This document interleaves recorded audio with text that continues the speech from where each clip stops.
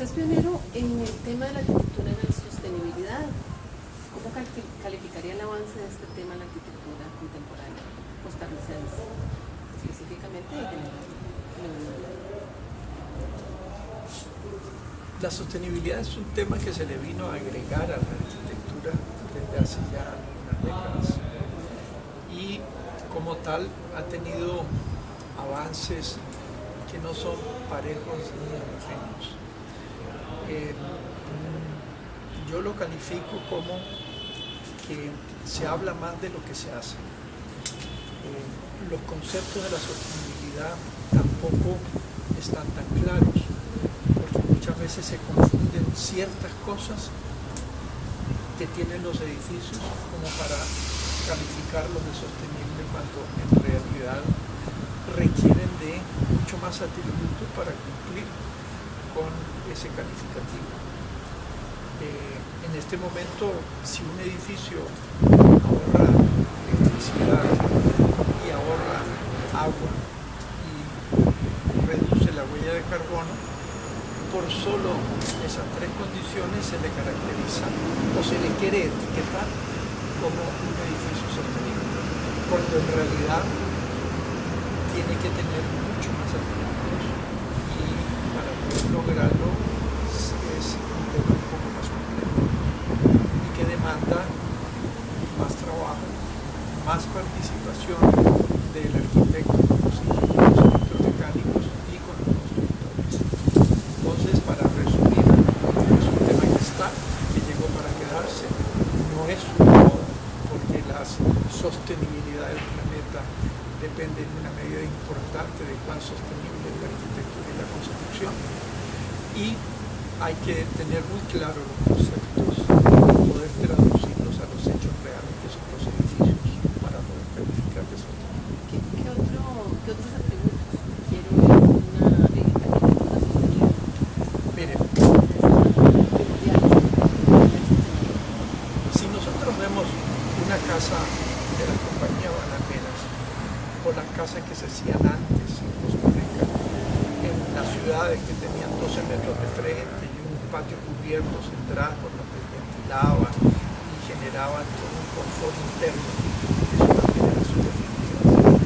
Lo que pasa es que muchas de esas maneras de diseñar se quedaron en el pasado, fueron sustituidas por el uso de tecnologías que en algún momento eran muy baratas. Cuando el petróleo costaba $3 el barril, consumir energía era diferente que cuando el petróleo empezó a costar $150 el barril. Entonces muchas de esas cosas, de ese oficio, de ese saber hacer, se perdió, se quedó de lado. Y entonces hay que recuperar todo eso e incorporarlo en la arquitectura contemporánea. Entonces, por ejemplo, uno puede decir que un edificio es sostenible y puede que tenga una certificación cualquiera, pero el edificio no tiene sombra alrededor, los rayos del sol le pegan directamente sobre los vidrios, o es un edificio que requiere mucha iluminación artificial, lámparas encendidas durante el día, cuando tenemos una luz extraordinaria que podemos aprovecharla 12 horas al día.